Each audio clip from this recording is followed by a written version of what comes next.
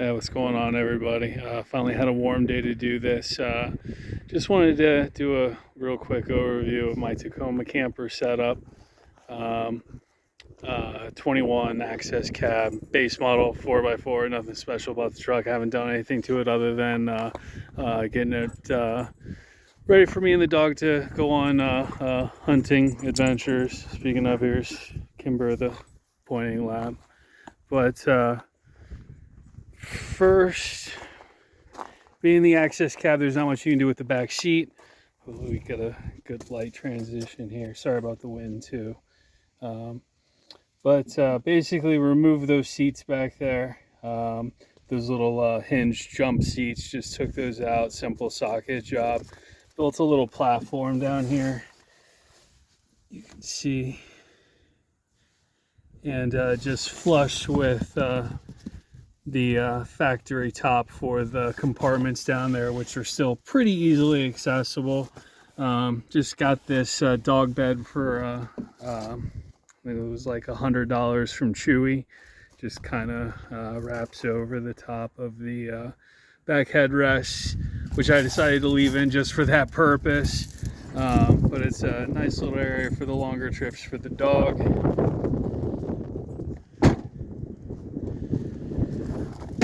For the cap, it's a Airy MX, color matched.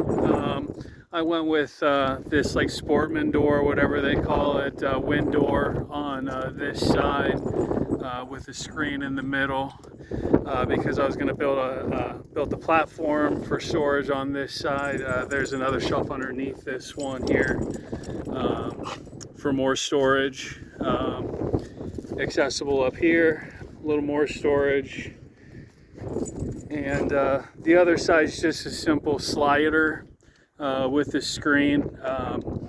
I decided to save money where I could, and knowing that there would never be anything on this side that I would need to grab.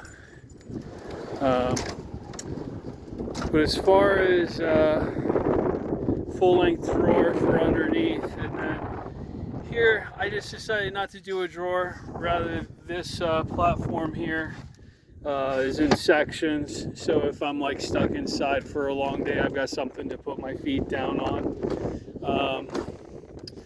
But spent 16 nights, me and the dog, this year in it, down to I think the coldest we ended up doing was only like 35 degrees, but yeah, it's like back up to 60 today in Ohio, which is crazy for January. So I decided to get this done after a year. It's been real nice. It's a little tight.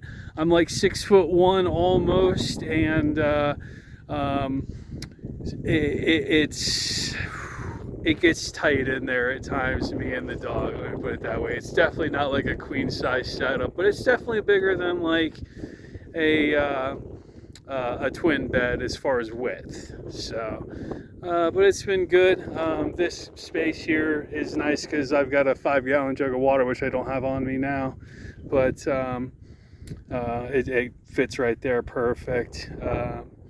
Fire extinguisher accessible from inside the cab, from the side, from the back. I can get to the fire extinguisher quick, which is nice. If you saw a buddy heater in there, I do run a carbon monoxide detector when I should need that. So anyway, plenty like it. Definitely not reinventing the wheel with the poor man's camper setup, but just figure between the if someone was looking for some way to utilize that kind of worthless back seat for a lot of people. I mean, let's face it, if you've got kids or multiple dogs, you're probably getting the double cab anyway. But if you got a dog or two, you can take those back seats out, build a little platform. That was super easy.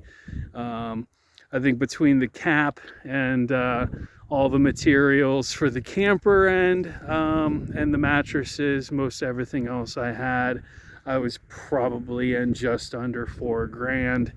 I do have plans to do some things with the truck as far as Maybe definitely going to do like a leveling lift, maybe like a 3-2 suspension with a leaf spring in the back just to handle the extra weight. Probably a larger tire size, maybe an ARB locker for the rear. Obviously the advantage there is you'd have onboard air as well, but yeah, so far it's been good for plenty of hunting and camping adventures for the dog and myself. So yeah, sort of owned the truck for just over a year and had the camper done for say about 7 months now. So yeah, 16 nights in 7 months isn't bad.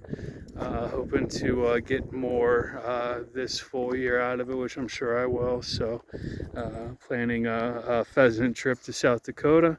Stay tuned for that, possibly. We'll see. I don't know. All right, thanks.